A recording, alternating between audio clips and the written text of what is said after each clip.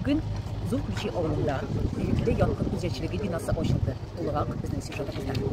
Спит пожарный и видит сон, что по ТВ окружен стволы, боевки, рукава, и АЦшка всегда полна.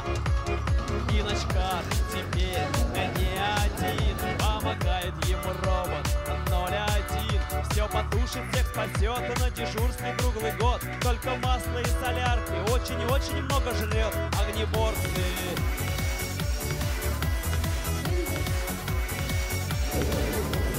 Спит спасатель и видит сон, как рыбак водой окружен, не жилет, ни лодка его не спасет, лишь спасатель на помощь придет.